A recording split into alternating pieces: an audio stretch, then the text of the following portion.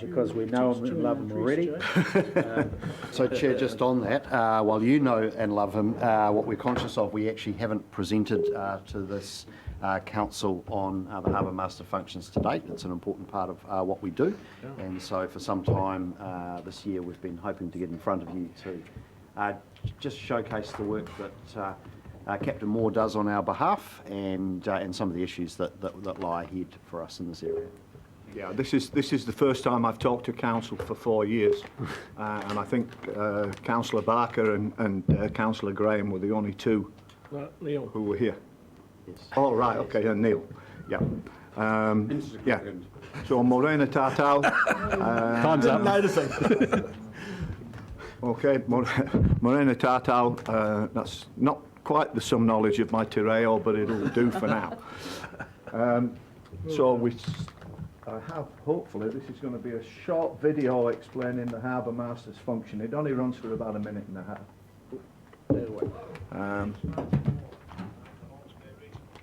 We've got no volume. Hawkesbury Regional Council has mandatory jurisdiction from central government out to 12 North.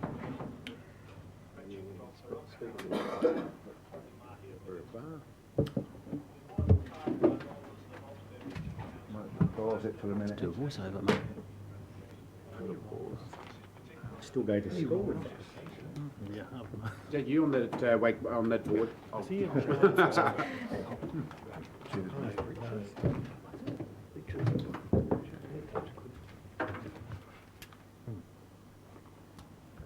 I'm sure they said to refuse some hair to show these Russian jet boats.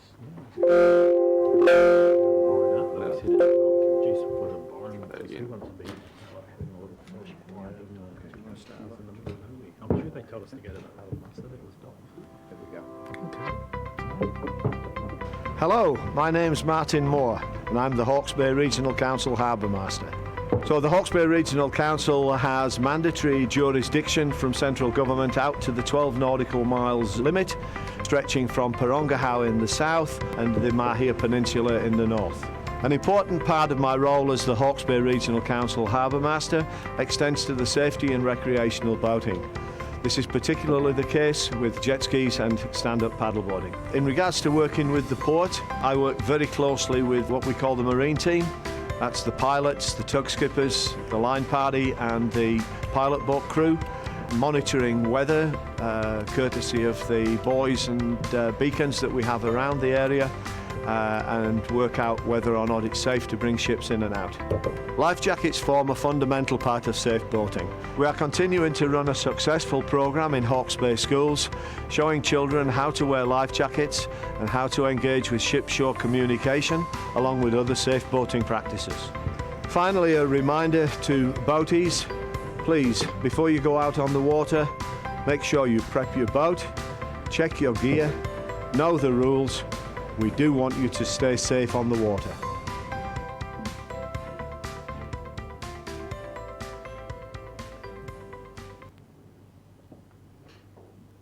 So now I should be able to click on it, I hope, and move on to the next.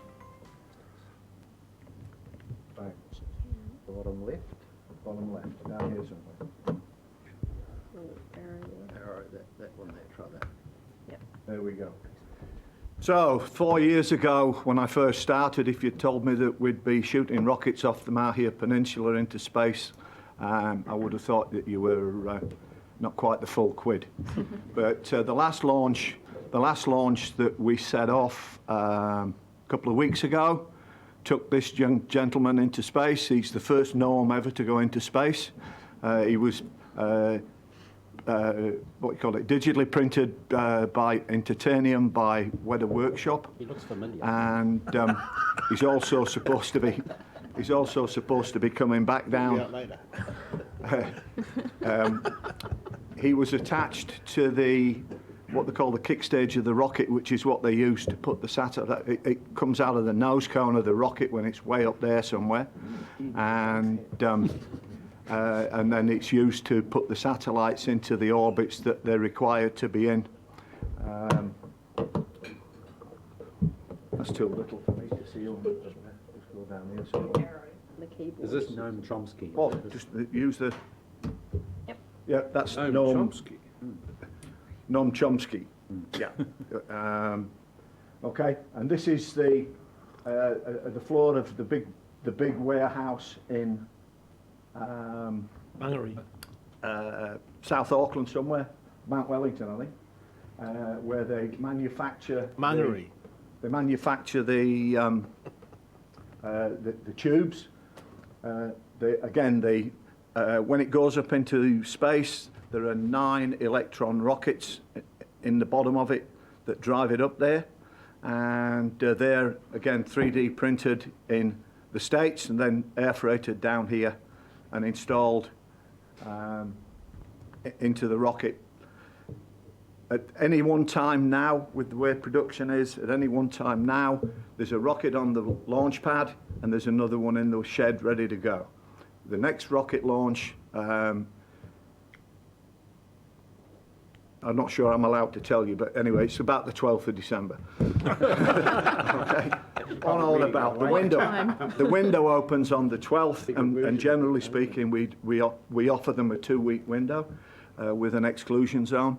They're very, very good at monitoring themselves and not inconveniencing the locals or the commercial fishermen any more than they have to.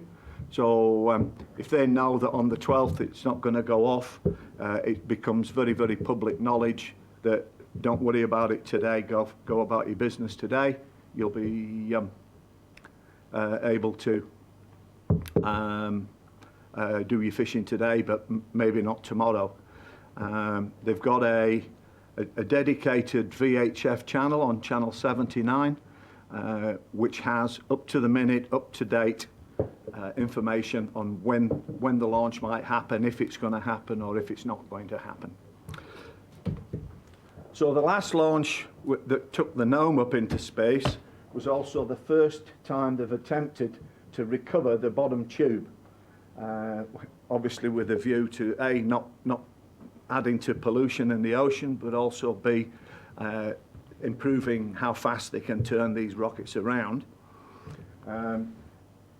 The ultimate plan, which again you can see on Rocket Lab's own website, is to actually recover them by helicopter. So as the parachute's coming down, there's a helicopter going to come in with a fork in front of it and pick it up and drop it onto the deck of a boat and bring it back to shore.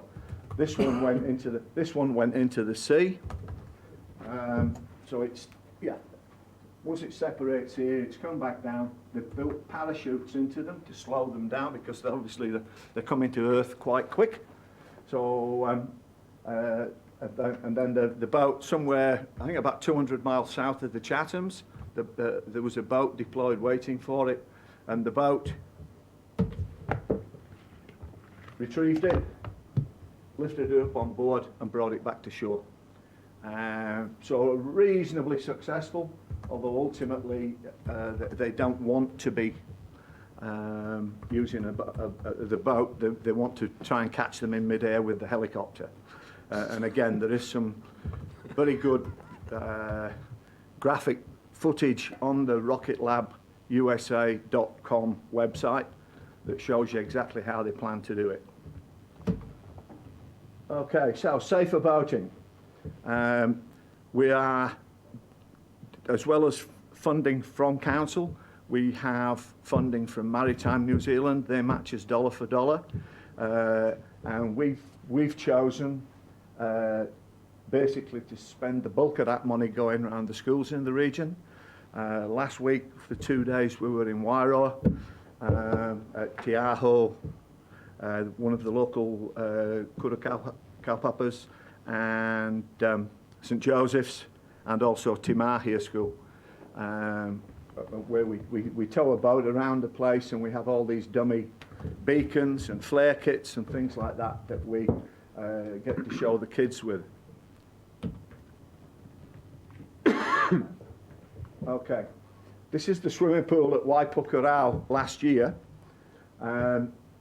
Over the course of the last 4 years, with funding from Council and Maritime New Zealand, we have put these kits into swimming pools. We have 4 in the region now: Wairoa, Clive, Flaxmere, and Waipukurau.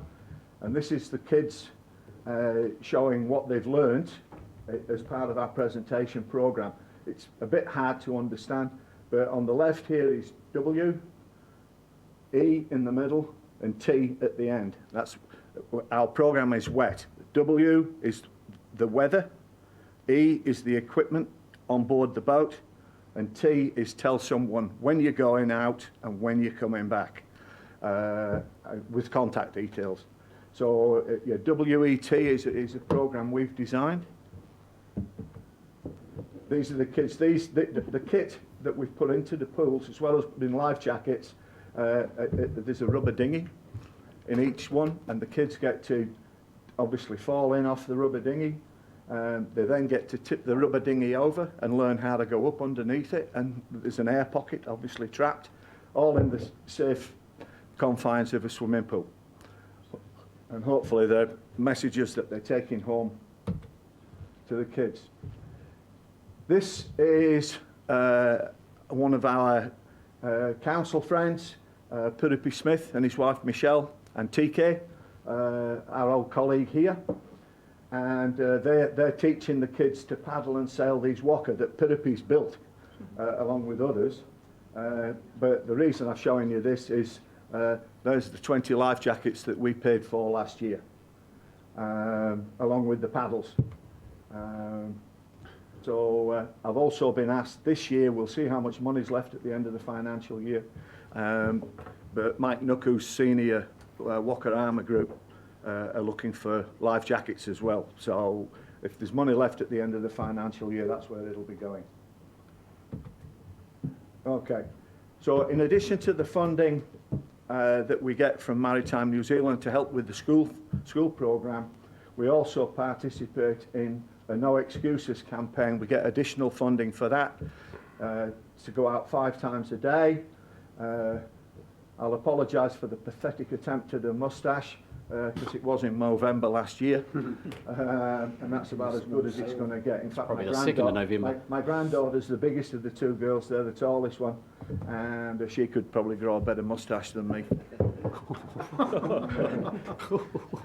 So anyway, yeah, that's that. And the other little girl is the daughter of the boat skipper that we use to go out. I do have access to a very small boat that was what we set around the schools, but nowhere near big enough to do that job. So we use the funding to charter one of the local fishing boat skippers. Okay, so yeah, obviously Pandora Pond. I'm not sure I'd want to be in there right now. Is it highly polluted? Jet ski registrations. One of the first things we did, I finally got the navigation and safety bylaw in 2018. The 2012 one, we finally got it across the line with Maritime New Zealand and the blessing of council in 2018. And the most important thing in that was to start getting jet skis registered. So now, if they register with us here, they get a 6-digit number, which begins with a 6. If they're registered in the Waikato or Taupo, it's a 6-digit number beginning with 9. And Auckland, it's 1. And it is now, we are now in concert with the rest of the North Island. I think Wellington's the only region that doesn't have registered jet skis. But our registration, if you take it up to Auckland, it's good for the country. And it's a one-off fee. It's not an annual subscription. It's $72, I think, if we supply the stickers, or $52 if you supply your own stickers. So it's not necessarily a revenue-grabbing thing, but by having registration on the jet skis, we can track down the jet ski owner, and if they're playing up, then we can start infringing them. And just by the very nature of the fact that the jet skis are registered has improved everybody's behaviour. Those of you who might be ocean swimmers will know about the Yellow Buoys off Harding Road. They're 200 metres offshore, no boats inside, going faster than 5 knots, and they're 250 metres apart. and so that the guys that want to do an ocean swim can gauge how far they've gone, etc., etc. We tried putting boys out at Mahia, but because of the exposed nature of the coast there, it didn't work. So 2 years ago, we hydroblasted steel piles into the brightly painted yellow into the seabed off 200 metres off the Mahia shore. And again, all the nuisance phone calls have dried up because the jet skiers know they can go outside past that line and go for your life. And the swimmers and the tamariki stay inside and play in the shallows. So it's been very, very, very effective. I don't get too many shitty phone calls now. And that is my youngest granddaughter. She manages to sneak into everything. Her name's Emily, but she's better known as the Ginger Ninja.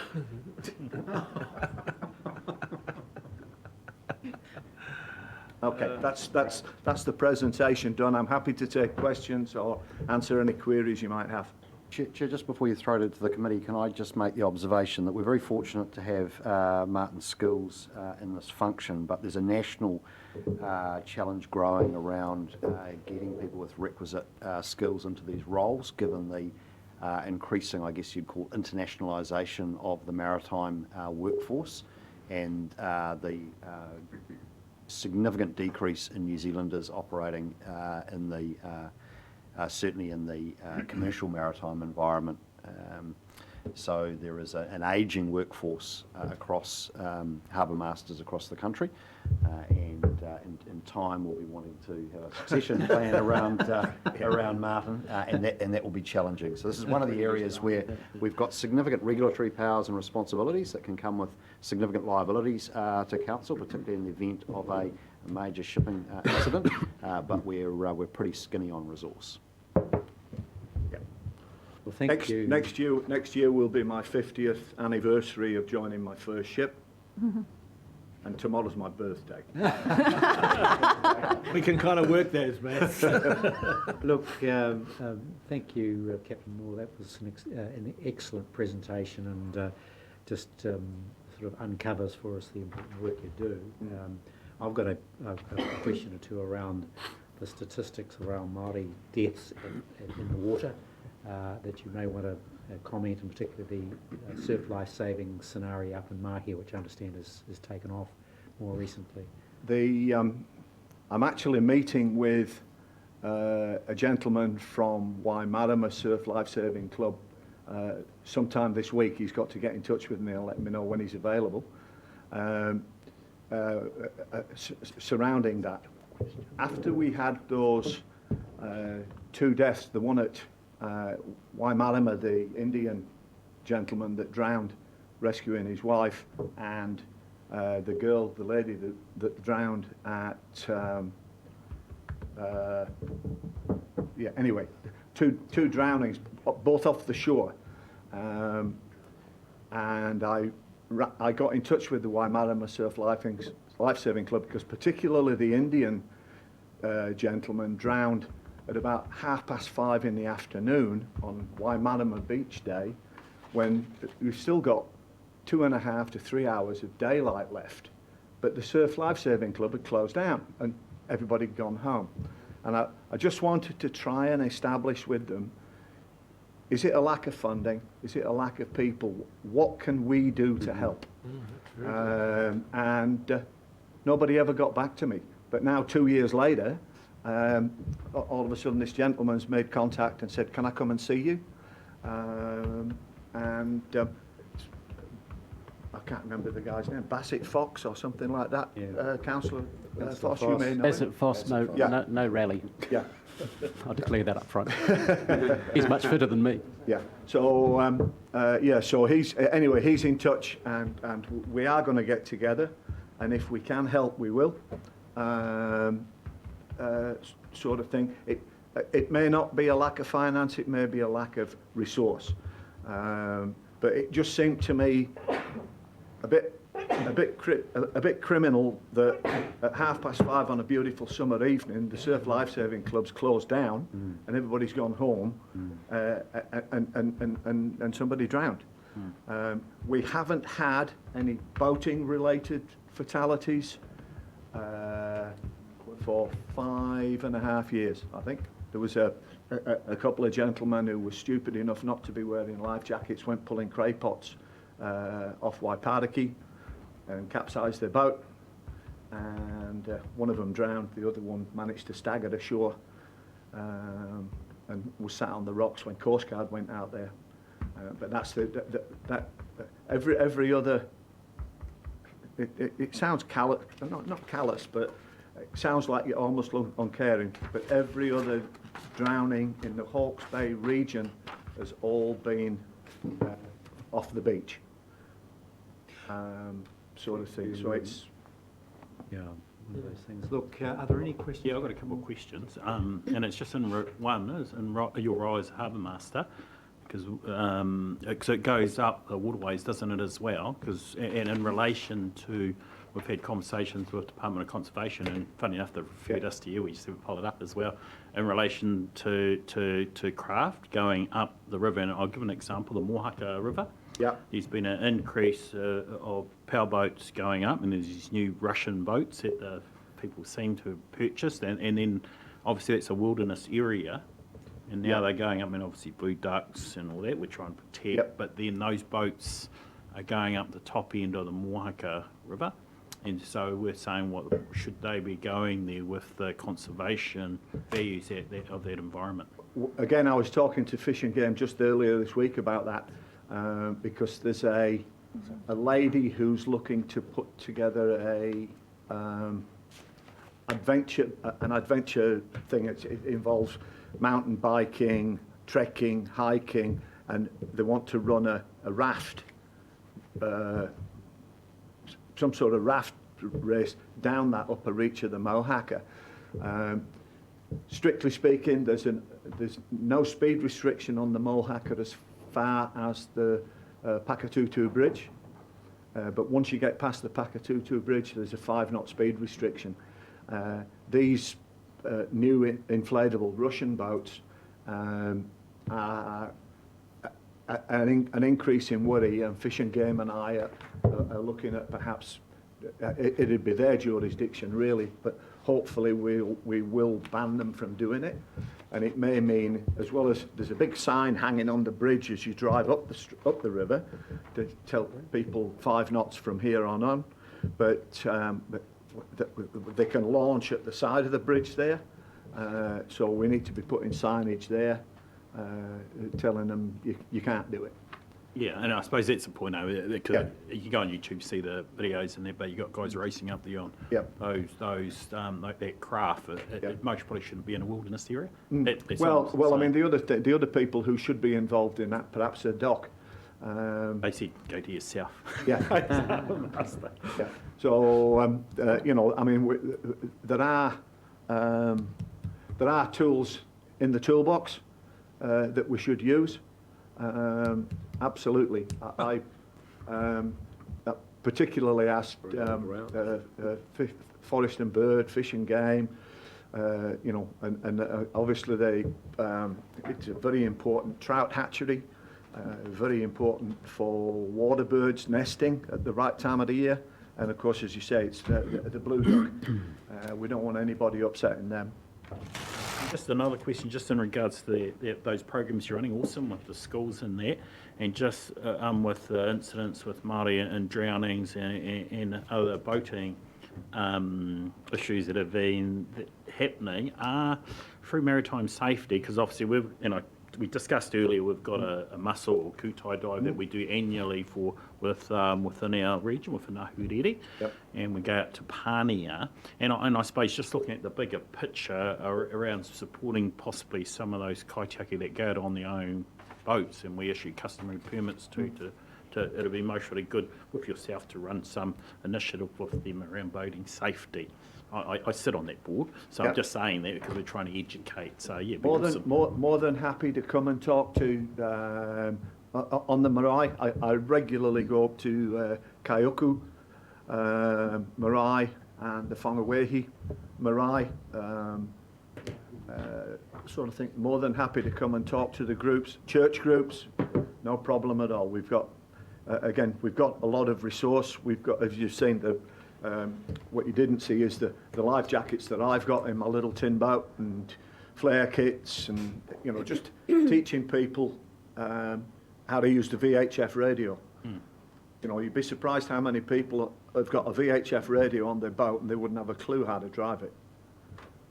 The Thank boat you. or the radio? Right. The boat or the radio? Well, both. Both. Thank you very much, Captain Moore. I don't sense there are any more questions, but we're certainly interested in your report, and if you can come back to us with feedback on what the life-saving people have had to say right across the region, that might be useful for us to understand.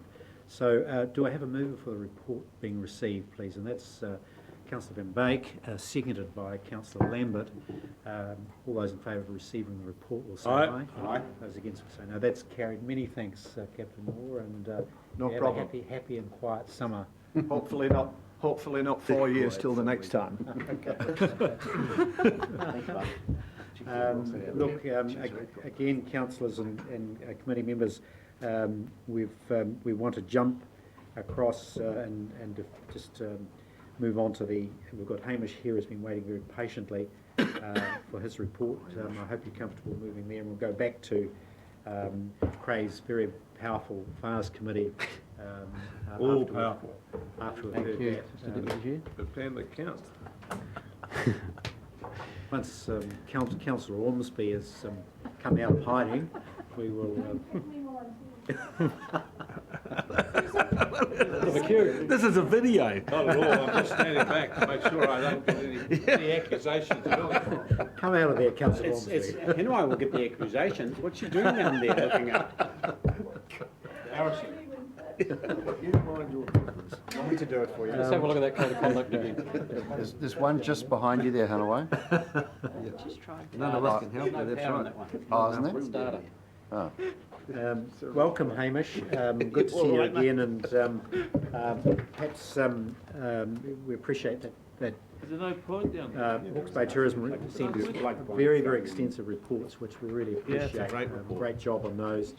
I think you can take the report as read, and we've got our directors here as well. So between you, can we just have a significant discussion on your first quarter report for Hawke's Bay Tourism, a very eventful quarter it has been. Hamish, welcome. Kia ora koutou, thank you. Perhaps just a couple of brief points before we head into it. Our sector remains, I think, very buoyant. We're a positive bunch and very optimistic. I think we've seen that spend has been tracking pretty well, and in fact, just note that we've actually had the best July, August and September ever in terms of visitor spend, so that's been great. But that doesn't yet make up for the losses during the complete lockdown that we had with COVID. I think some great signs coming out with events coming up. We note the extension for the Crowded House event that's coming up early next year. We've got 660, so lots of great noises around events that are occurring in our region. We've seen an increased market share from the domestic market, and also from the report, hopefully you noticed that our investment in May for promotion, particularly in the Wellington area, actually really did move the dial, and we got more than our fair share of Wellington visitors, which was terrific. So other than that, I'm happy to take any questions. Councillor Graham. Yeah, Hamish, you've done a fantastic job post-COVID, and this graph really clearly shows it. I know this is a tough one, but do you think we're going to continue this trend? I would like to think we're going to continue the trend of getting more than our fair share of market share. The greatest challenge over the Christmas period is what is going to be lost from the lack of international visitors and the lack of cruise visitors that we would normally get at that period. So right now we're tracking well, but Christmas and summer holidays will be quite different without international visitors. I've got a question. Yep. And I suppose just around your KPIs, and I declare I do sit on Hawke's Bay Māori Tourism, and I'm a tourism operator. couple of tourism businesses, so I do work in that area as well, privately. And it's just around your measure and your KPIs, so I was just looking at, and I suppose to do a measure, it's right to have a measure, but I suppose a meeting for myself, I see you had 2 meetings with Hawke's Bay Māori Tourism, and I know you met with Toro, and that's fine, but I suppose it's more than just having a meeting, it's about measuring the value of the meeting. So I wouldn't have that in a KPI because we're meeting today, or there's KPIs, you know, it's not a meeting. So I just can't support the KPI, that meeting being measured as a measure. Sure. I think one of the things that the chair of Hawke's Bay Māori Tourism said to us, and that relationship has always, I think, been a delicate one, but we're aiming to certainly make some improvements there, is that it's somewhat pointless to continue having meetings if there isn't deemed to be any progress. And right now, along with our advisors and supporters from Hawke's Bay Tourism and Hawke's Bay Tourism Industry Association, and also with New Zealand Māori Tourism, we are working on some progress so that we can go back and have more meaningful discussion, korero, with the chair of Hawke's Bay Māori Tourism.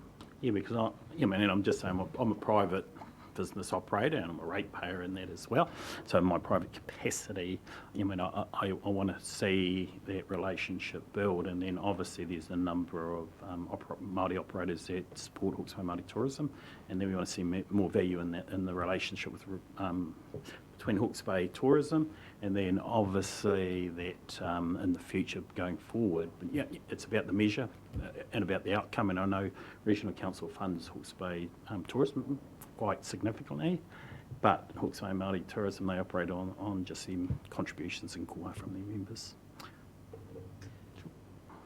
Councillor Foss. Thank you. Just as a board member, just acknowledge Hamish and your team for all the work that you've done. Challenging times, we all transgress some of the issues around this table for Hawke's Bay earlier in the year, of course, and so thanks very much for the work that you do. It is a pleasure working with you and the other directors. There is a really strong momentum in the tourism in a wider sense industry across Hawke's Bay, in that actually with these kind of numbers and the benefits of the tourism industry for those operators, or at least the worthiness of being part of an organisation, is starting to come to the fore.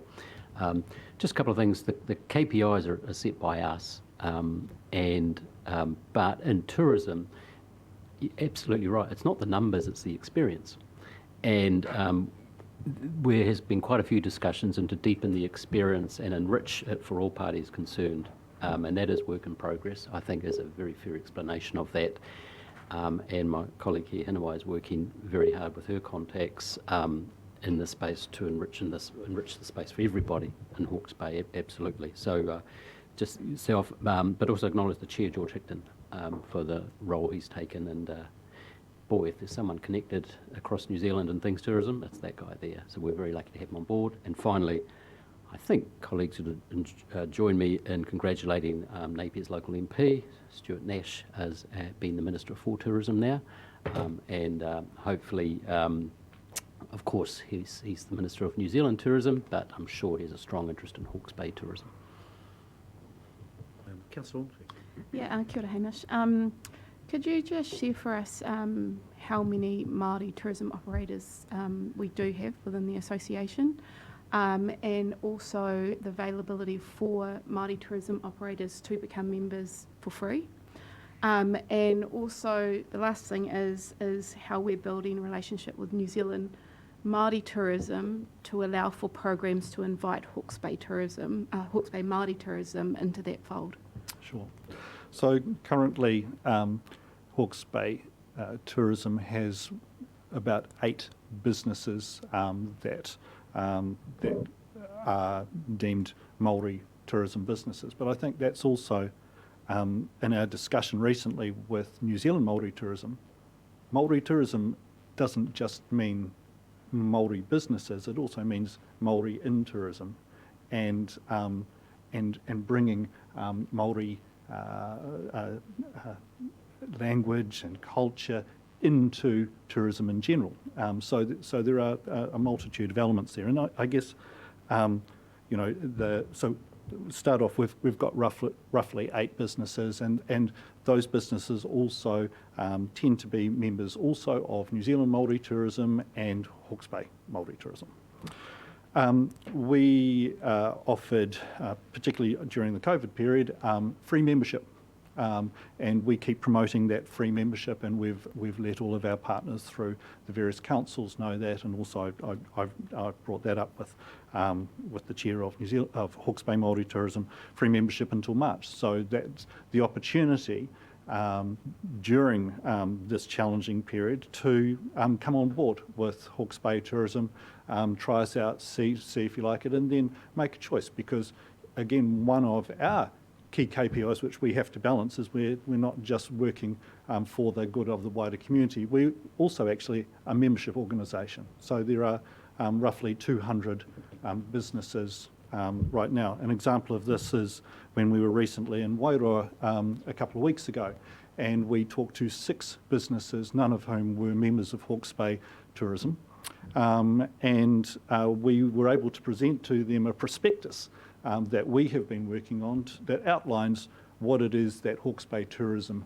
does, our mandate, what our contractual KPIs are with our funders, and all the activities we do. And from that we're hoping to get some new members on board from that.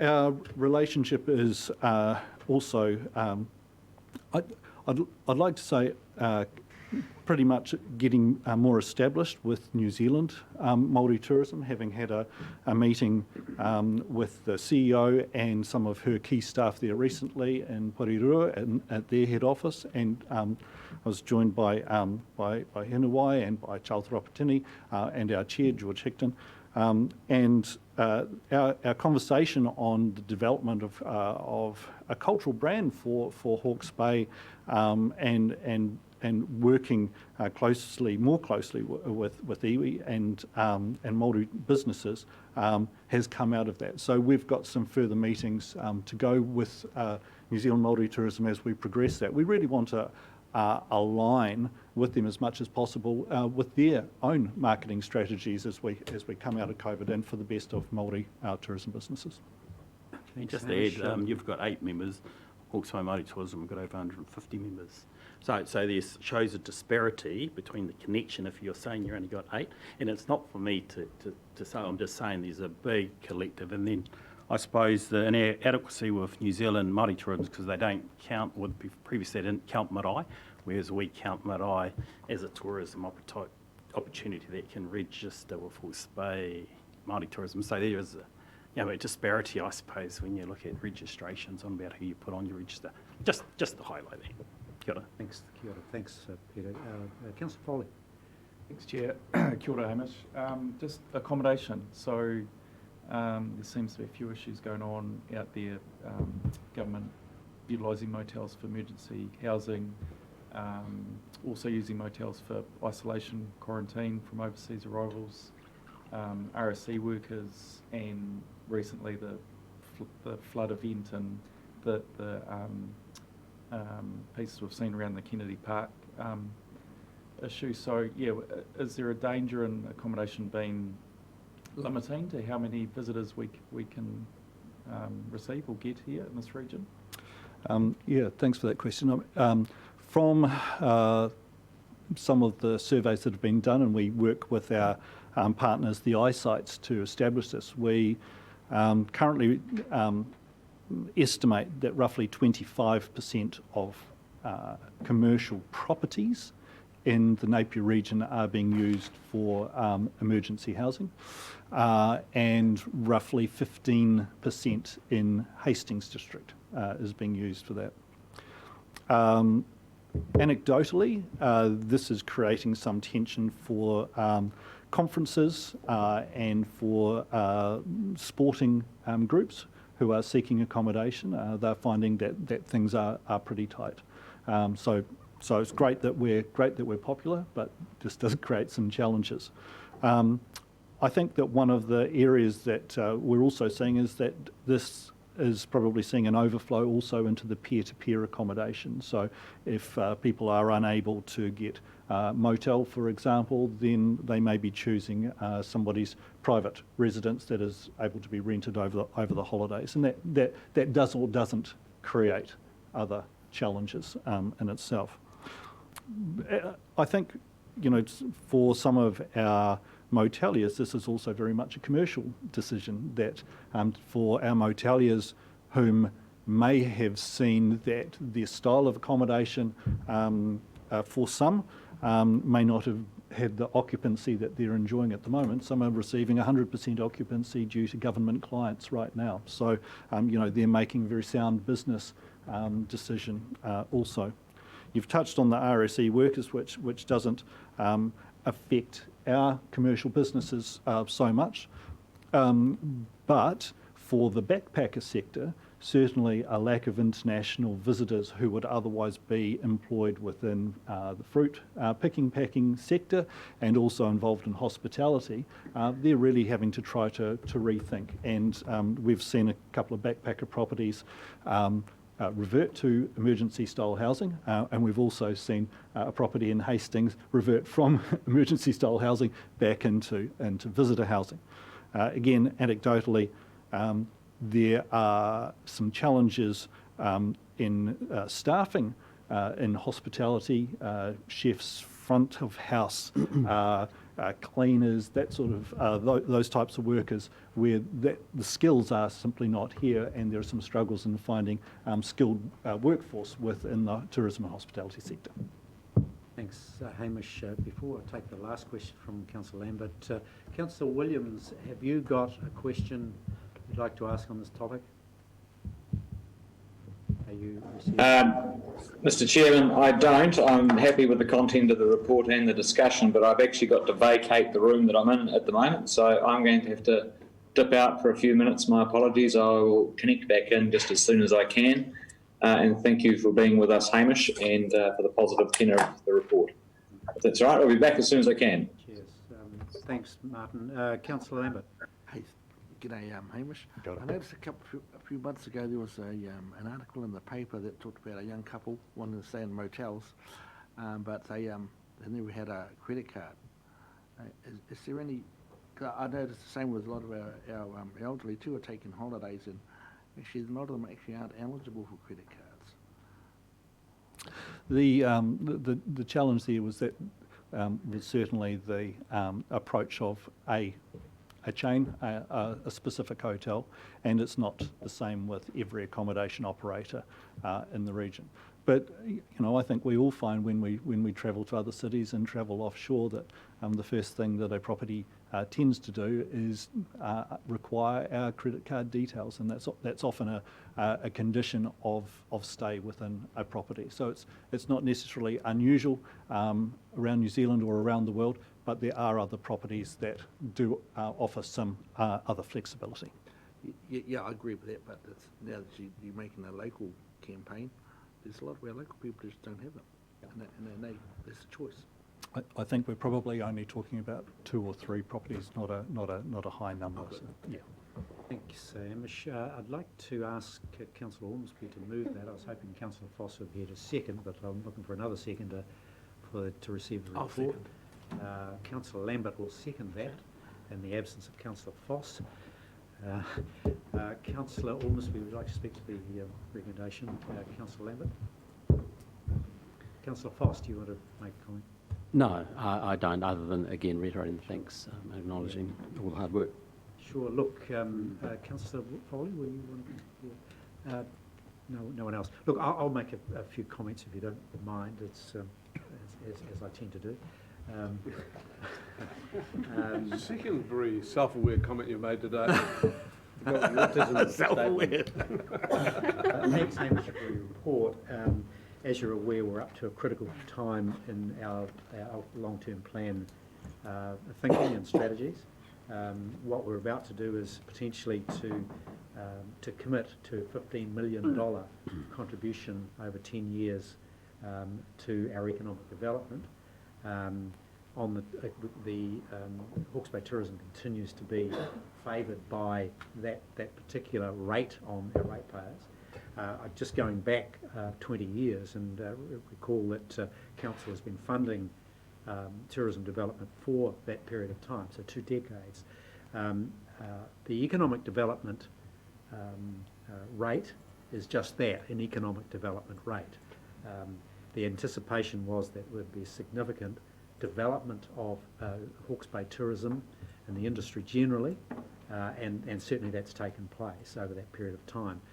Whether we put whether that becomes an end or is a sunset thing, we need to have a discussion on that. My request of you in the next quarter is to somehow get and have a discussion with the regional council, whatever level that needs to take place, so that we can inform a long-term plan around the intentions of Hawke's Bay Tourism. And as we've got 2 directors on there, they can have that feedback directly and contribute to that. But what I'm going to say in those discussions is that economic development is economic development. We've had a development, but it seems to me plateau of product coming into the region, and that will limit our opportunities in tourism and visitors over the next 10-year period. So I'd be interested to see what plans Hawke's Bay Tourism have got to develop product in the region, and in particular the opportunities for Māori tourism and Māori visitors to come through. That to me is a significant part of that future, and if that means a major re-examination of the apportionment of the economic development rate, I think we ought to do that and signal that clearly in advance. So I would also suggest that Hawke's Bay Tourism needs to consider its own economic development approach, whether it's a status quo as it is now, continuing to spend the money in the directions it does, in if you like, block or global advertising, etc. I think that needs to be examined, and there are other opportunities that directions it may wish to go in 10 years' time, that it may consider and bring back to us. So that's the message I'd like to relay you today. So I expect to hear from you in 3 months' time. The recommendation has been moved. Any comment from the mover, Councillor Ormsby? No, it's a long-term plan within a long-term plan, I suppose. So happy to have that conversation. And I support your comments, Neil. So we've got a mover and a second, a recommendation. I'll put the recommendation. Those in favour of receiving the report will say aye. Aye. Those against will say no. That's carried. Thank you. Thank you very much, Hamish. Have a happy Christmas festive time. All for it. 7, 2, We're now up to Councillor Foss. I think you need to lead us into agenda item the FARS 8. Report Committee. Yeah, okay. Thanks, Mr. Chair. Look, there's it's kind of self-explanatory there what's in this agenda. More than happy to talk or ask a CEO or Jess or someone to talk to any specific matters. As you can see, a lot of them just reports and some work in progress within the council itself, all tracking pretty well by and large. Some of it's new territory, but developing really well, such as the risk framework we've talked about here before. There's the COVID, council's response to the COVID situation is maybe of interest to councillors, and again, by and large, it reads pretty well with some few bits of interest and points that have been raised, but by and large, a pretty good outcome and pretty good report. There is the Treasury report in there, which is pretty substantial. We'll have visibility over all of that as we go further down through the various budget bits and pieces, but there is a lot of information in there. But again, it's good information to have for those that enjoy looking at that space. And at the end of the day, that's the Treasury report on the balance sheet of the ratepayers of therefore the owners of Hawke's Bay Regional Council. There is one item we looked at which I was hoping would come as a standing report item to this committee, and that the chair alluded it to his email. It's a Section 17 report on the Works Department in Guppy Road, by and large. And if you are looking for it, it's under the Stella Committee's FARS November 12th, I think it is, in the report there itself. By and large, look, it's all okay, and as I think we've acknowledged previously, and we've had presentations, we all are pretty sure they're doing a pretty good job over there in as far as saving us from floods and the things they do is very good. But I'm sure councillors are interested in some of the findings from the report, in that currently the finances, the kind of the back office stuff is actually standalone at Guppy Road. And with all these other changes going through the council, this FUSE system, a joint financial system, etc., essentially the recommendations are to bring back to this building under Mr. Dolly's area specifically more direct management of the finances, the rules in and around procurement, payroll, all those kind of back office things. And personally, I find that very sensible, as long as the ability of the Works Department to carry on what it seems to be doing in an exemplary fashion is uninterrupted. So hopefully this frees them up to get on with their job. There are comments in this report about the different cultures in the Works Department, or Works Depot and this building. And I've had a discussion with the CEO, and the report itself could have explained better that what we're really talking about there is the back office, the need, the import of financial reporting, etc., etc. So I'd ask, or via the chair, the CEO, just to make some comments on the report of Mr. Dolly, if he's around, if councillors are interested, because it does recommend a change, and I think a quick explanation of what is anticipated would be necessary, because I initially interpreted it as almost a takeover from this office of the Works Depot. It's not intended to be that at all. It's more of a upping their skills in the back office, bringing accountability from this office to them without prejudice, enabling them to get on with their job. So of those items that came through FARS, I think that may be of interest. Mr. Chair, is it okay to get further explanation? That's fine. So Chris obviously is taking the seat. Are there any questions of Chris? I hope you've had a chance to. Councillor Foss has raised that particular item, Section 79 of the Works Group, because it is a significant shift in activity. So you need to know that. We've got a slightly, if you like, technical issue in terms of public excluded for the Morrison Lowe report. And I think, can you talk to us? Happy to cover that. So look, the item was initially in public excluded because the report did contain a lot of personal information, people's names, their comments as part of the review, and I'm sure we can work to redact a lot of that personally identifying information and make the report available publicly. So that's something I'll work through with the governance team. In terms of the asset management group, it's important to note that the Works Group already report and are part of the asset management group. So the asset management group consists of the Works Group, the regional assets, the regional projects, the water security, and also our coastal strategy sort of arms. And the report does recommend that we look at an enhanced status quo, where we look at that back office function and bring it in with the rest of the organisation, because the back office function was entirely duplicate to support almost a separate company, except it wasn't a separate company. It is still part of council. So that was the main recommendation. The second recommendation was to actually look at the optimal size of the Works Group, acknowledging that they have a critical incident response role through a flood or other natural disaster.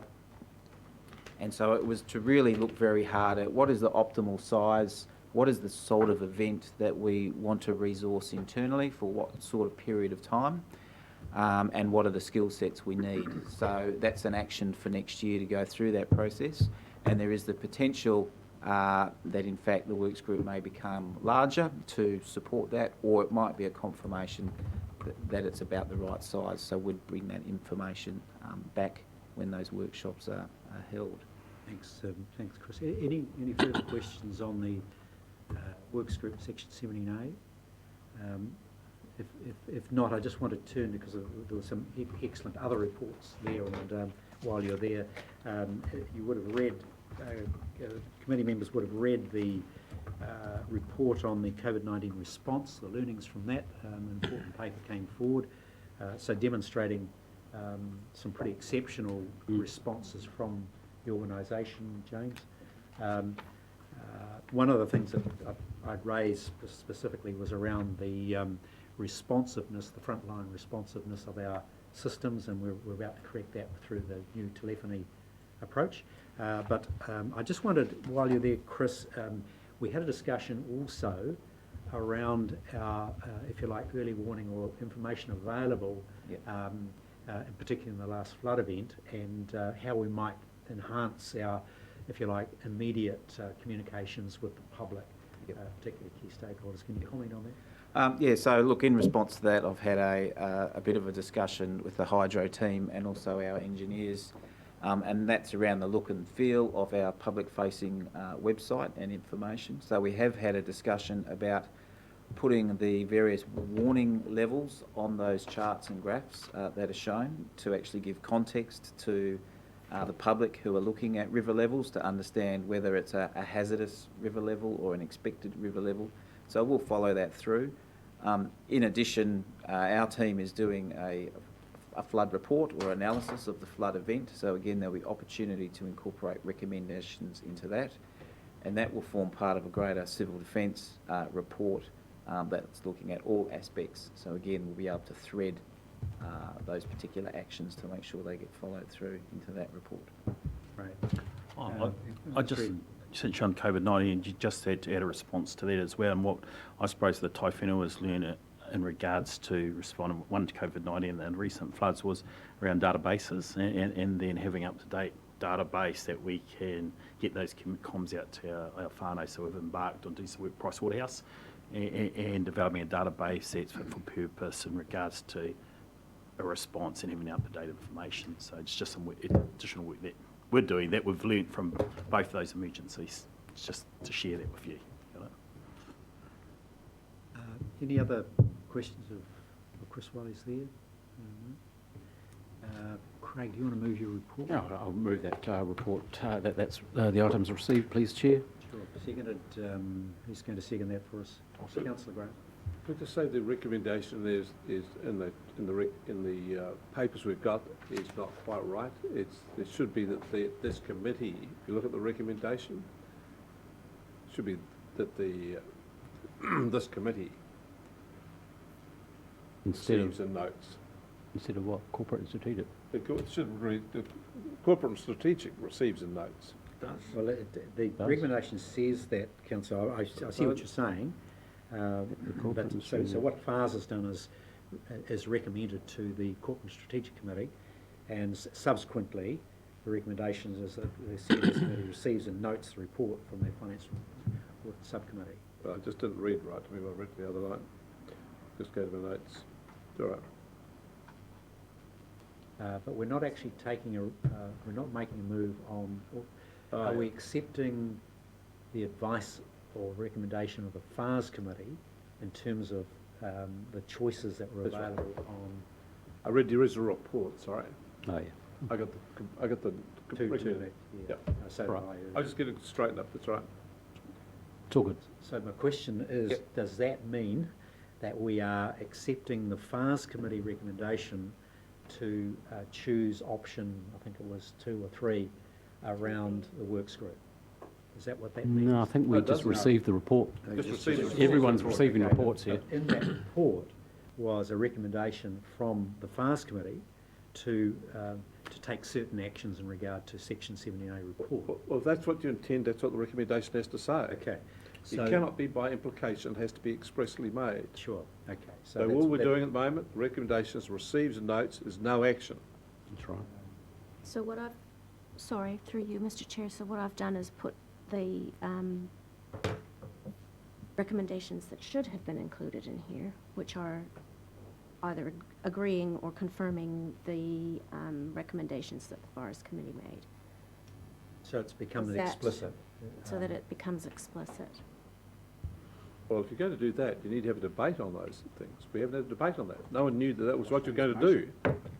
And look, there's no huge urgency around this. We could bring this back to another meeting of the Corporate Strategic in the new year for a further discussion around this, if that's the will of the committee. So we can do a similar presentation that we did at FARS for this particular committee and go through the same issues, and we can do that with or without the consultant? Sure. Without. That's the point I'm coming to, is that were we in fact making a call? And the answer is no. Are you happy with that, Councillor? I'm more than happy, and I'm glad. It's just a quick lesson that there was actually a standout item of interest here, which needed to be a standalone item and then have a deeper discussion. So absolutely in support of going into it further. I know councillors will have a strong interest in it. Well, that's how the report should have been. It should have been flagged that they were expecting us to make a decision, because we read the papers on the basis there was no decision to be made. So, Chair, a couple of observations. One of which is that Section 17A reviews are typically reviews that management initiate to inform our decision making around the way in which we manage the organisation. They may, from time to time, impact on the level of service that council signs off on us delivering, but I think Section 17A reviews typically sit right at the margin, I guess, of management autonomy versus what direction we expect from council. And we have been thinking about the FARS committee as the appropriate sounding board for management around these reviews. And I think it would be helpful to get some guidance about whether there is an expectation that matters that are going through the FARS committee do come here, because I think we run the risk of all of the work of FARS coming here once again, and then we end up going in triplicate, if you like, through council committee processes. Sure. So some guidance would be helpful. Yeah, look, I think that it's a lesson for you and I, Craig, is to identify those items which need to be elevated to a decision-making process as opposed to resting in FARS, which is monitoring. Sure, I think that by exception is the way to go. I'm perfectly comfortable with the way it is. We just have more eyes on it, and it can be quite brief, or items like this should be picked up and looked at and discussed. So, But we've now confronted with quite a different, if I may say so, Chair, quite a different circumstance. What we're hearing from the Chief Executive, and I lean in his area on this, this is an internal management decision. No.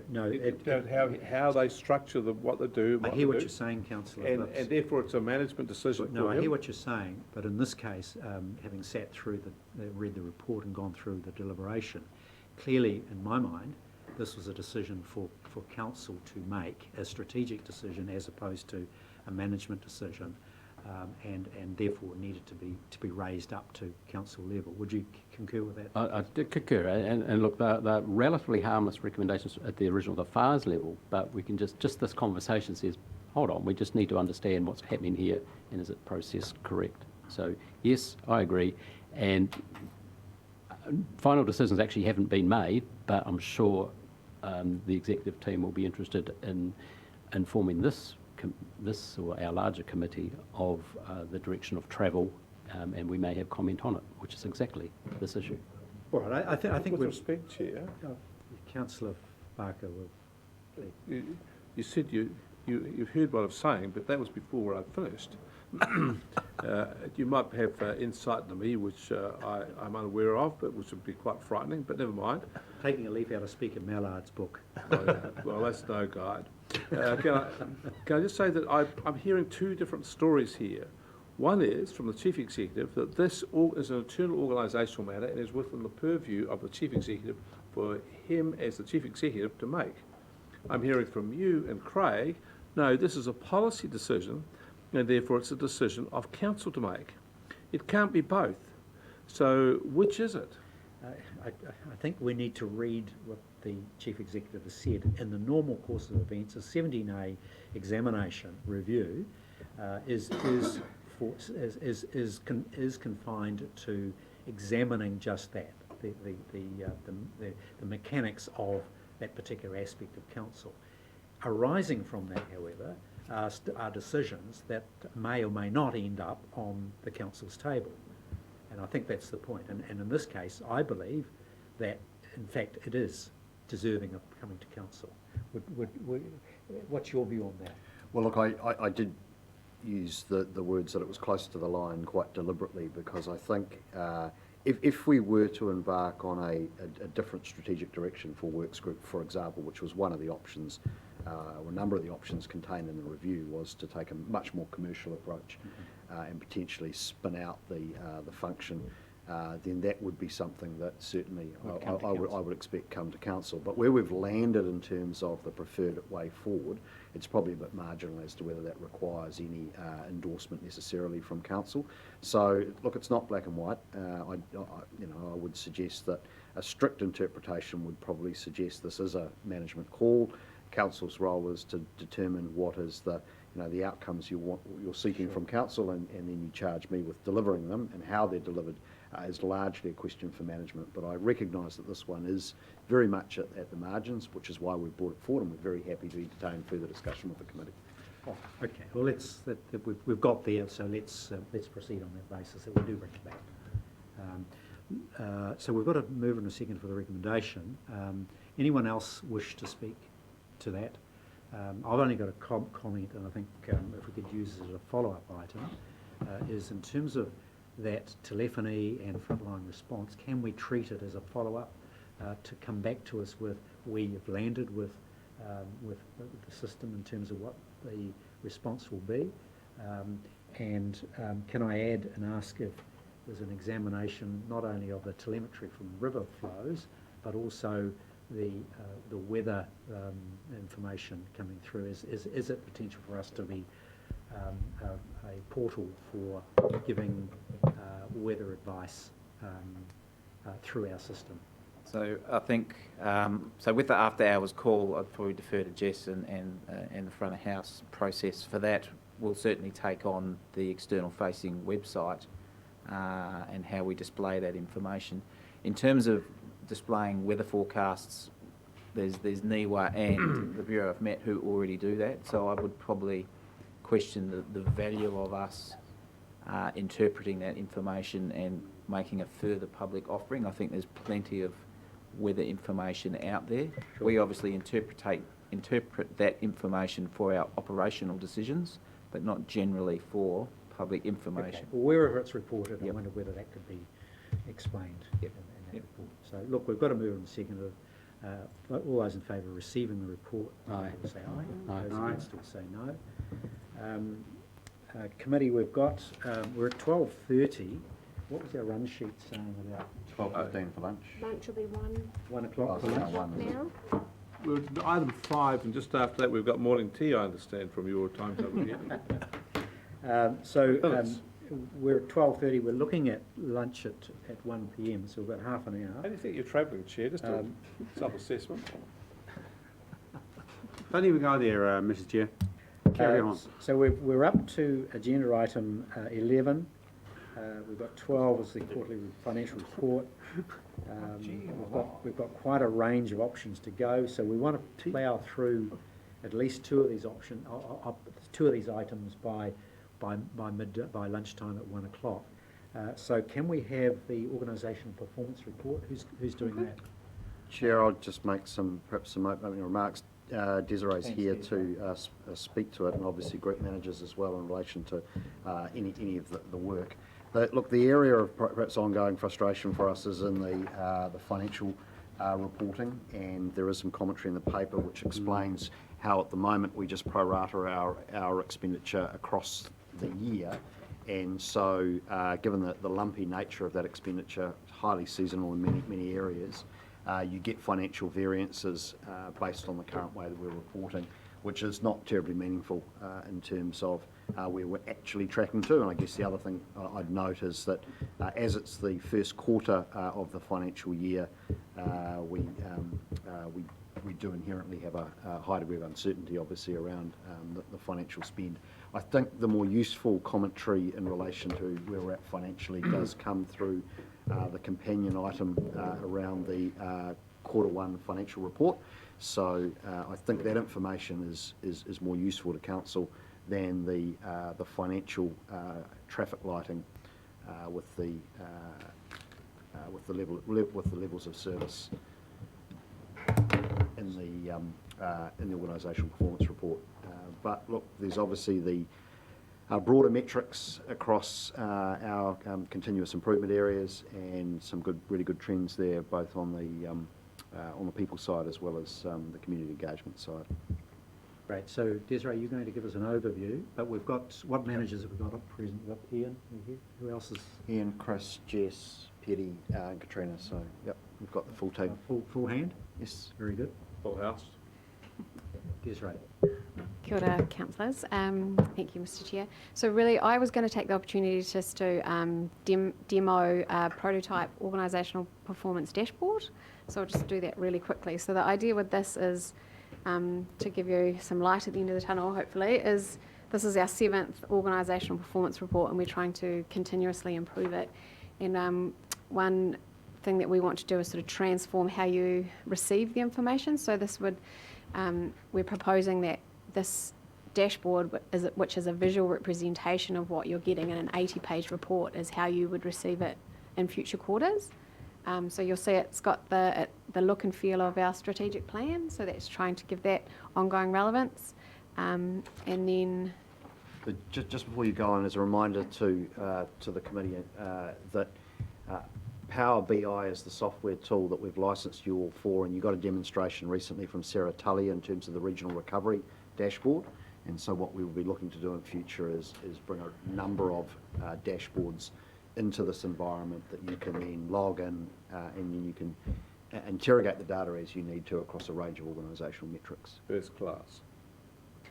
So the idea with this, this is just a prototype, so the data is illustrative and it's a work in progress, but bringing it to you now so that you can also maybe have a think about it after today and get back to us with any metrics that you're keen to see that might not be there, or any trend lines or comparisons. But the idea being that for each of the metrics that are in the written report, they would be up here as a headline, and then some comparisons, so change to the previous month, change to the prior year, so they're sort of answering how are we tracking, and then some graphs, and some trend lines. And the left-hand panel is where we would put some highlights and some commentary, so to do some quite high-level analysis for you.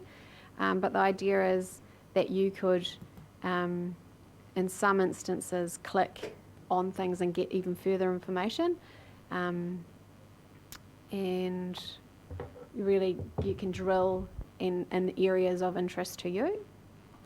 A good example of that is, I was actually thinking of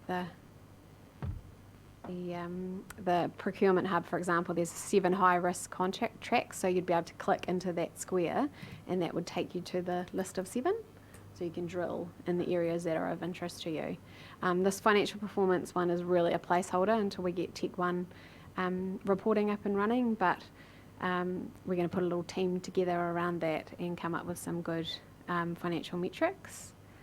And this is the area that really is the bulk of this written report, is the staff will still be required to go into Opal 3, which is our software that we use, and put in the commentary, but we'd be able to show it like this. So there's your 60 level of service measures and how they're tracking by group of activity, and these are the 3-digit work stream codes, and you can see, and so then you'd be able to click, you'd go into the work streams, and you can filter by group of activity, and then you can really focus on the orange and red areas by exception, and get all that commentary that you've had in a written form, but in just a way more easier way to digest it, we hope.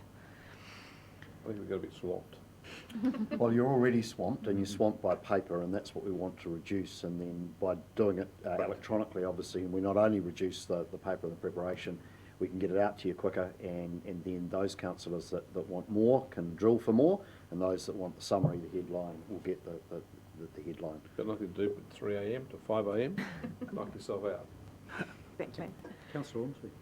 So thank you. So you're thinking of incorporating this into the Environment Committee, the Corporate and Strategic, as well as the Economic Recovery. Yeah, team that we use So the with. opportunity is to, yeah, we can tailor it.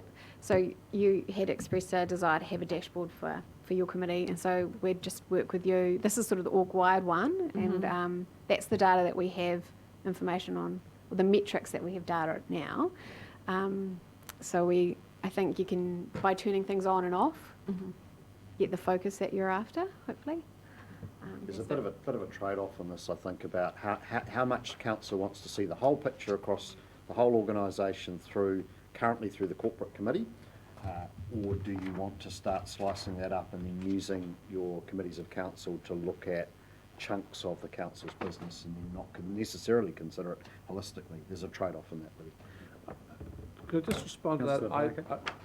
I don't think it's necessarily a trade-off. I think it should be modular in a way. That's how I always envisioned it, so that the council would have a standard dashboard across everything, and you could take modules, and for the module that you'd have, for example, environment and integrated catchments, yes, you would then just have a sort of a sharper focus of it. It wouldn't get submerged into the rest of it. So all of this, all the information, data should come up and be collated and aggregated in a way, and then come to a summary form, which we've got here, which is very good. And so the user comes in at the top, sees where the graph is, goes to that, and then all the various things to the second level, and then the third level if you want to, so you can then drill back down. At the moment, you've got no way of doing that. So we can certainly divide the level of service measures and the project codes into which council committee do they sit under, and break it down by that. I guess the point I'm making is, if you're going to interrogate what sits under the Environment Committee, do you also want to interrogate the whole back at this committee? Because I think our overall level of reporting is getting fairly extensive, and we've thrown a lot of resource at it because of historic concerns by councillors about not getting enough information. And at some point we need your guidance on, you know, when is it too much and when is it no longer useful?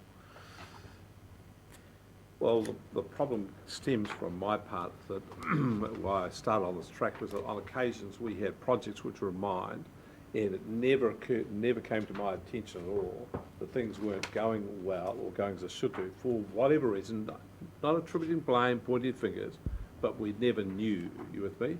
Now, I just feel that had I have known, I might have or could have done something about it and said something and do things. So at the moment, if you don't know, you can't. So having a dashboard that says, you know, going well, not well, you know, going really badly, gives you the alert to go and look and then see what it is and have a discussion. So that's what we're wanting to do. That's how I see it. It's a red lights flashing on the dash. Understood. And the exec team has exactly the same issue. You know, we do need to, you know, have early warning about, and so this is very much about supporting us as much as you two. Let's do this for a couple more minutes. Councillor Williams, good to see you back. Have you got anything to raise on this topic? I take it you have only just rejoined. Thank you, Mr. Chairman, but I take it you're talking about the organisational performance report? Correct. No, not at this stage, thank you. All right. Councillor Foley, anything to raise? You do? You're okay? Yeah. Anyway, Chair? Councillor Graham, are you comfortable? Can I raise a couple of points? Can I take you to page 26, I think, Desiree. This is level of service statements, budget code 196, statutory advocacy. HBRC will proactively work with TAs to achieve alignment of policies, plans and strengths, etc. So we have an indication there that given LTP, we've been pretty busy and haven't done a lot of that in that quarter. Going once again back to the bilateral relationship, I'd be interested to understand what the plan is around what does it look like going forward, what do you want to achieve in that year, and what engagements are planned, what meetings are held, etc. So I discussed this with the Chief Executive earlier, is putting that output on if you like, a structured footing. So we're very clear about that, and we can report back around what's going on. So just a comment on that. I've got a further inquiry, probably goes to content of in terms of level of service. I go to, and I don't know whether Ian, you might want to comment on this. If we go to page 45, and it's to do with the erodible land erosion control scheme, 379, 397 and 306. Is it time to re-examine the codes we're using for that and the way we report? Because we've got the erosion control scheme, the additional erosion control scheme, the booster, and then we go to Northern Hawke's Bay activity. So we're swapping between, if you like, an activity and a zone, a territory. Does that, you follow what I'm saying there? Is that we've got a different style of reporting on that activity. And then, so through you, Chair, and look, we could probably improve the titles. So the booster effectively is our HCF funding, and then we have the erosion control scheme, which is the delivery and the funding of the on-the-ground works, and then the cash which was repaying the borrowing associated with the work. So happy to have a look at that and see sure. if we can improve that. The other point I wanted to make about this is that the commentary says that we've done 590 hectares of erodible land and trees, third year Q1. I'm not clear whether that's the activity during the quarter or a cumulative total of some other consideration. I'm just looking at page 46. So 590 hectares of erodible land and trees, 667 erodible land and trees, second year of ECS. So it's unclear what the number is for that quarter or as an accumulation. My understanding is it's for the quarter.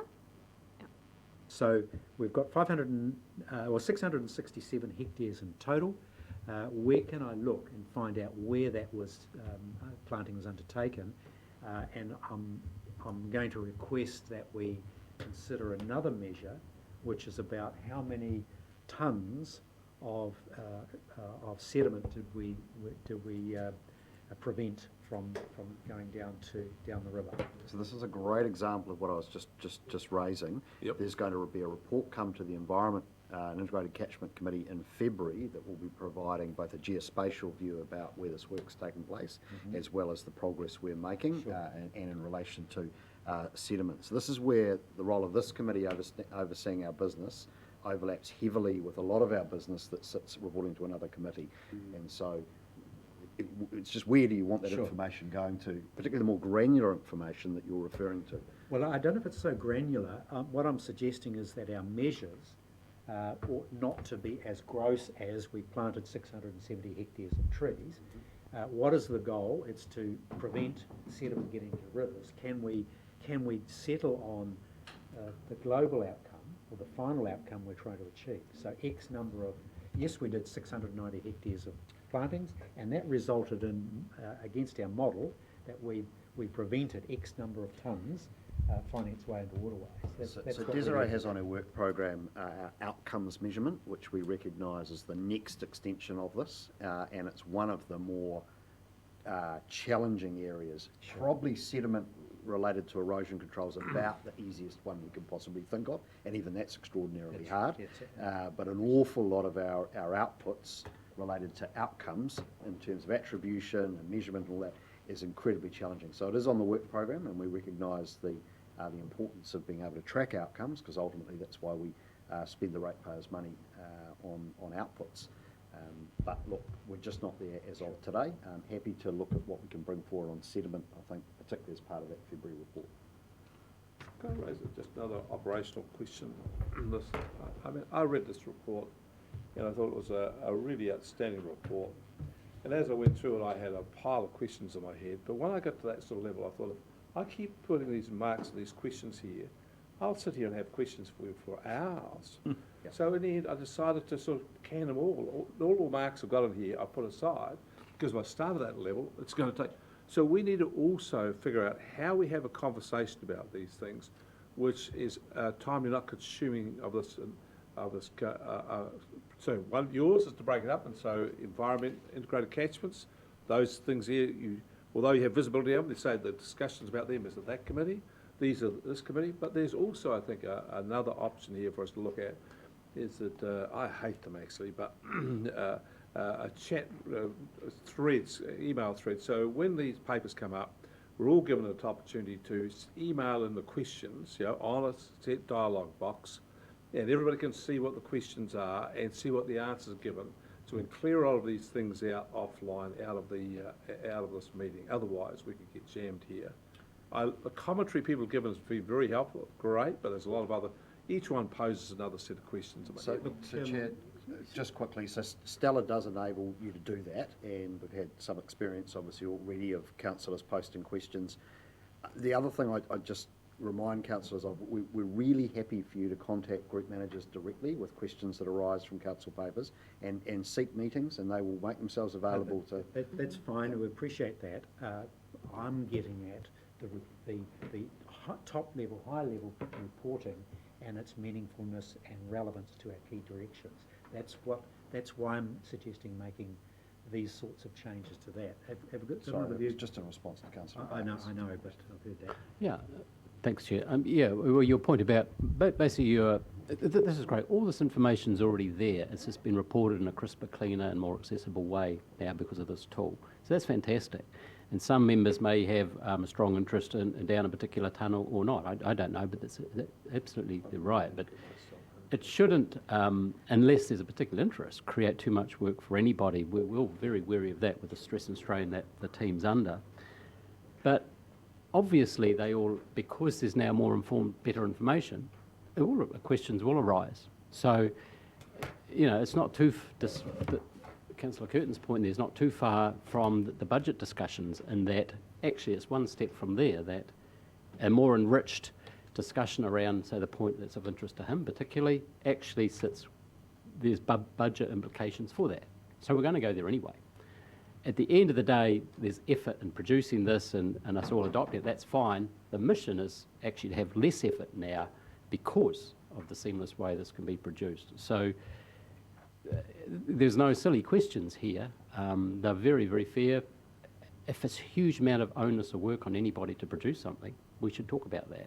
Maybe there should be pushback, but not just because it's not comfortable. So, look, we'll move on this. Have we got someone to move the recommendation? Someone willing to move? Councillor Foss, seconder for that. Councillor Van Beek? Yeah. Do you want to speak? Listen, thank you, Desiree. This is a really good report, and seeing it progress over time is excellent, and their willingness to adopt and change and grow is really appreciated, so well done. All those in favour of receiving this report will say aye. Aye. Those against will say no. That's carried. We've got 10 minutes, so let's rattle through. This is agenda item 12, which is the quarterly financial report. Yep. Have we got Rhonda coming through? No, we for don't. this? She's No? at a Fuse finance system workshop, and Tim is off sick today, so I'm happy to... So you're it? I'm it, yep. So largely happy to take it as read. I would just highlight James's comments regarding a lot of the content of the paper effectively is describing the variances between actual spend versus budget, and majority of those variances are as a result of our inability to phase our budget effectively over the year. That will be remedied next year with our reporting through our new finance system. The set of accounts, or the statements to 30 September, they're not a fully adjusted set of accounts, so there are some variances which arise from timing of raising invoices, and at a very minimum for the next quarter's financial statements have asked the finance team to make sure that the significant adjustments are made so their financial statements are a little bit more meaningful. But in a nutshell, there haven't been any significant areas of overspend or unexpected expenditure in the first quarter of the year. As I said, most of the variances either arise from accounting treatment adjustments compared to budget or the timing of the work delivery. We are seeing some favourable results in terms of our investment income through the first quarter, so both our managed funds have outperformed expectations in Q1, although it's obviously early in the year to make any predictions around what our year-end position might look like, but we certainly are expecting, if we continue on the same trajectory, to see some upside at the end of the financial year. And also the dividend announcement from Napier Port is favourable compared to what we were expecting in this sort of more conservative budget, revised budget that we prepared post-COVID lockdown. But happy to take any specific questions. Thanks, Chair. Is there any questions on the financial report? No, Chair, just a quick comment.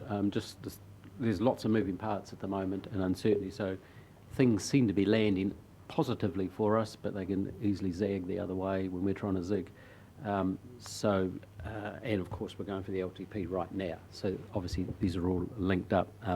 Perhaps though, when we do arrive, again, we've just talked about dashboards and things, just a visual representation of what does the wash-up look like? Because the net result of what you've said is actually there's basically just payment gaps, timing gaps. And so at the end of the day, because some of it you can sit back and go, oh, that's a bit frightening. Actually, no, after next financial year, or whatever it might be, there's an obligation that they'll be square. And I think that would be helpful if you're able to incorporate that as part of the other work. Thanks.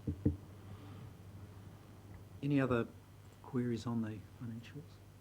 We just had that issue in terms of the investment returns going in two directions, so it's showing us Being reported on two lines, so we budget for our managed return. The returns on our managed funds are budgeted all on one line, but the accounting treatment is to split. We report actual income, so real money from dividends and interest received reported through the P&L, and the capital gains are reported through the balance sheet. So you need to sort of consolidate those two line items against the budgeted line item in the P&L. So we will have a think about how we budget for returns on managed funds next year, or I think probably easier is that we report it in a way which is a bit more meaningful, so it's a bit clearer. Councillor Williams, have you got something to raise? Thank you, Mr. Chairman. Just, I guess, a question of understanding the implications that Councillor Foss touched on for the long-term plan funding assumptions when we were looking at what our various projects would all add up to and a potential rates increase range for next year. We were starting with a baseline of sort of minus $2 million, as I recall. It looks like some of the assumptions that we had in mind in projecting that deficit are now considerably more favourable. At what point do we say, right, for future planning purposes, we lock in where we've arrived at for this financial year in terms of setting the necessary funding streams for next year? I mean, it's just that timing issue. To respond? Sure. So we certainly, whilst the income from our investment income is tracking ahead of what we planned for in that conservative budget, and we may not actually need to borrow the full amount that we thought we would as a reduction of the port dividend expectations in the managed funds, we certainly will still have some borrowing requirement for not passing on the rates increase. But you're right in that there's potentially somewhere between probably 2 and 5 million that we may not need to borrow this year to offset that reduction in investment income. So as we work through the baseline budget numbers into the LTP, we will need to make some assumptions on what we think that borrowing number might be. And I imagine that Bronda will have some commentary around that specific number or the impact of that on the baseline financials when the budgets come to you on the 15th. But could well be a percentage. I think it could be about 0.5% on that baseline in terms of funding that borrowing requirement or servicing it. Right, that we no longer need to do. Thank you, that's very helpful. Well, we'll look. Can I have a mover for us to receive the report? Is there Craig, Councillor Foss and Councillor Ormsby? So we've got a mover and a seconder for the report. Any comments from either of you? Any other comments? So put the recommendation that we receive that report. Those in favour will say aye. Aye. Those against will say no. Can I get your direction, please, committee? We've got 5 or 10 minutes, whichever clock you look at. and I suspect there might be significant discussion around the carbon footprint and less so around the managing conflict of interest. That is read, just a note. Shall we move to agenda item 14 and around the conflict of interest? You've received that report. Are there any questions on that? So provided as an information item. It's Information item? just a Happy- regular happy with update that. from the AG that asks to distribute it amongst councillors and staff, that's all Sure. that is. Any issues from anyone? So kind of a move to receive that report, to receive the confidence. That's Councillor Van Beek, second, and Councillor Foley. Any discussion from either of you? I'll put the recommendation to receive and note the report. All those in favour will say aye. Aye. Those against will say no. We've still got a few minutes till 1. Do you want to consider the Regional Council's corporate footprint paper? Is that something we can That won't take long. Won't take long? No. Okay. All right, let's go. Who's doing I it? will invite Stacey? Stacey, who has prepared the paper for us and also has worked with the consultant on the report itself. We do have the consultant who assisted in preparing the report available to join by Zoom if the committee would like to ask questions. Is he on standby, Stacey, or do we need to let him know? I have to let him know. Okay, we'd have to let him know. Let's just see how we go. See how we go? Yeah. Okay. So just to introduce Stacey, I'm not sure Stacey's spoken to the committee before or council. A long time ago. Haven't you? Time ago. Stacey is our corporate operations manager. So she manages all the fleet and facilities and contact centre customer service and a whole range of internal services here at council. So Good to have you here, Stacey. The protocol has just been the first 10 minutes talking about your life, and we've... Please, no. Don't do that to me. we're short on time, so we might be able to spare her Have a boring life. luxury today. So we yes, I'll can, hand over to you. kia ora everyone. I suppose we can take the paper as read, and I'm happy to take any questions that you may have around our corporate carbon footprint. Councillor Ormsby's got one, I'm sure. Yeah, kia ora, Stacey. Hey, it is quite a simple and straightforward report, so thanks for that. I see there's a bit more work to be done around our understanding our forestry and open spaces, carbon emission, possibility for carbon emission there. So a couple of questions. One is, when can that work be done? So thanks for the question, Councillor. That's something we'd have to go back to a consultant to ask and give us some timeframes around, but certainly that's the next step that we can investigate, see if there's any potential there for internal offsetting, and then if we can look at further perhaps investment opportunities where we can internally offset our own carbon footprint rather than paying someone else to offset that And that leads me to the second part, is that you do have in your emission offsetting paragraph 25, you do note exploring other options for offsetting through planting initiatives. So I would support that strongly support that. But I see you don't have it later on in the next steps. So if we could have that added in as a part of 30.3, and it build on through planting initiatives, because that's not explicitly put in 30.3. Yep. Fantastic. Thank you. Any other comment from Councillor Foster? Just a quick one, and that thanks very much. Great report, just great to understand a bit more about ourselves in this space, but also just a small comment in there, and that going to carbon kind of zero tomorrow's just practically obviously not possible, but might be a great ambition. But there's been much progress within the organisation, just the awareness and even some of the fleet and discussions in around the fleet, which I know that's very visible. So I think, often we get under the hammer a wee bit in things climate change, and I think we should just acknowledge the work of the teams to steady the ship in the right direction, with a dose of pragmatism as well. But we are now able to walk the talk a lot more than we could. We've still got a wee way to go. So thanks for your efforts in that. Thank you very much for your feedback, Councillor Voss. If I could just expand on that a bit further as well. Reflecting from writing this paper, I suppose I reflected that maybe we did this in a back to front way, and that we introduced environmental sustainability initiatives within council rather than starting here to establish our baseline footprint first. And I'd definitely recommend that to any businesses looking to start out on their sustainability journey, to start with establishing your baseline footprint first, so you can, reap those benefits of seeing your progress and monitoring that, rather than starting where we have. It's great to be able to skite about it. Yeah. Councillor Williams. Oh, thank you, Mr. Chairman. Yeah, look, it was, in terms of the you can't manage what you don't measure logic, yes, and thank you for the report. I found it most interesting to see that it was the vehicle fleet that was the prime culprit here, because it gives you the direction that you need to focus on for mitigation. I must say I'm not that keen on the offset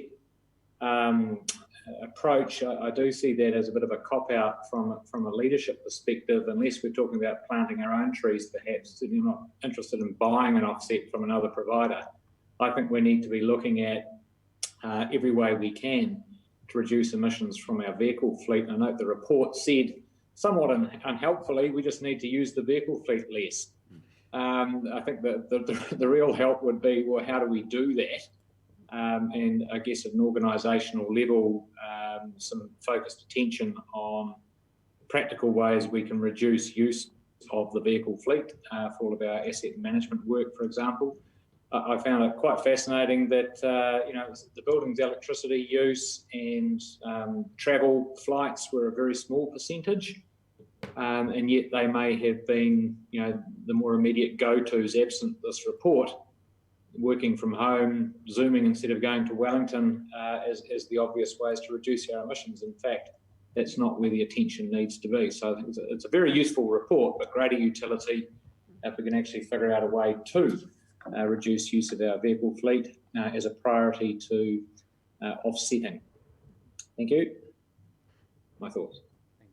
Thanks, Councillor Williams. If there's no other questions, I've just got one myself, and it relates to the paper itself, the item 15 or paragraph 15 of that, in regard to our response to staff's travel, which, when you think about that, is potentially quite significant. With close, rising up to 300 staff travelling to work each day. Has to be consideration to incentives for staff to either get on the bus or get on their bike. And I know one staff member runs from the end of the Parati Peninsula to work just about 15k a day and home again.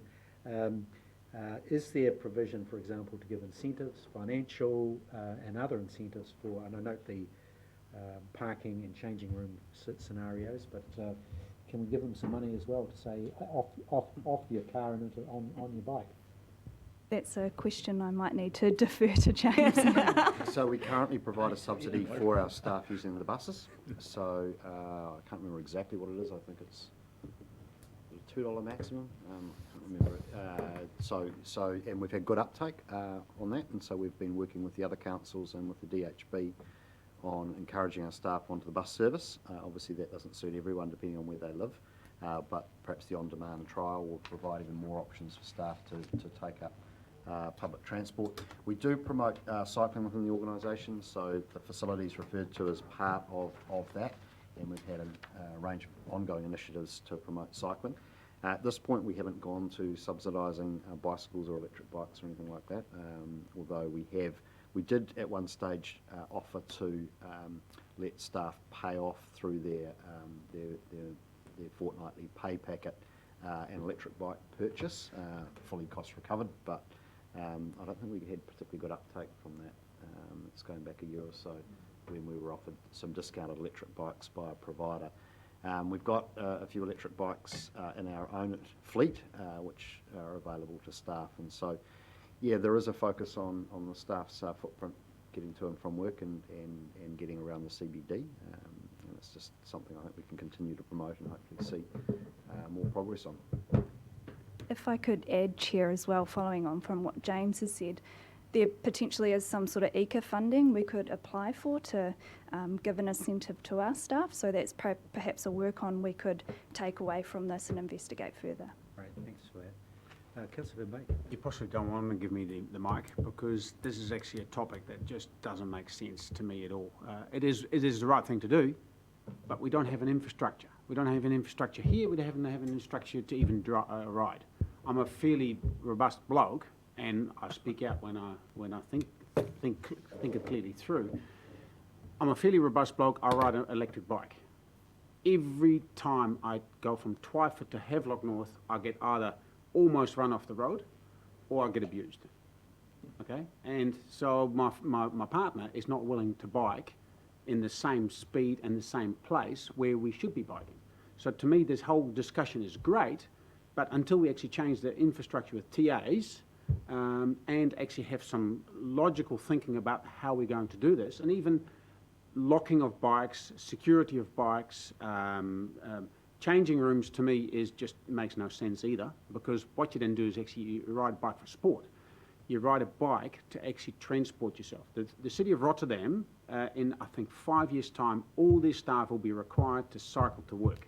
Nobody's allowed to take a car, because they've got the infrastructure and they've built it, you know, and that's where we need to go. We've got Hawke's Bay, we've got climate, we've got topography, we've got the room, everything is in place, but nobody's willing. And as you all know, I've been on this Hikoi for a bit, and nobody wants to listen.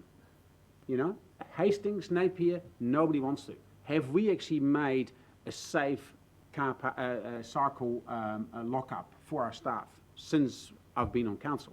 And I've been talking about it. No, we haven't.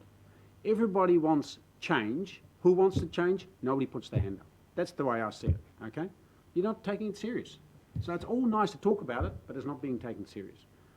That's all I'm going to say about it, because otherwise my councillors will be ropeable with me not missing out on lunch. But that's the honest truth for me, looking out from the outside. So, Chair, obviously this is a matter for the Regional Transport Committee significantly, and there is a focus on cycle commuting as part of their work. And I do note there is a fabulous dedicated cycleway being constructed right now between Havelock North and Clive. Don't get me started on that one. It's as dangerous as anything. So there are moves in this direction, but clearly the region's got a long way to go. So maybe Councillor Van Beek might like to take this up with the chair of the Regional Transport Committee. It's in your hands, Councillor Van Beek. Okay. I'll keep and talking about what you're wearing when you cycle. I'm listening, Councillor Van Beek. I'm listening. The voice from above. Yeah. We're on the cusp of lunch. Just one question in regard to, this is a great template, well done. What are we doing to infect our fellow councils across the region with a similar exercise? Are we doing something that is showing some leadership in this regard? So interestingly, last week I met with Napier City Council when they were approaching us just to see what our scope was, so that what our scope is for our carbon footprint management, so they could apply that to their calculations. So hopefully, following this, we'll be able to connect with the other councils and establish somewhat of a working group. Next week, one of my teammates is going to Hastings to discuss waste management. Bye-bye. So, EV. So we'll be able to connect with those folk as well. So that's a work in progress, but it's definitely on our radar.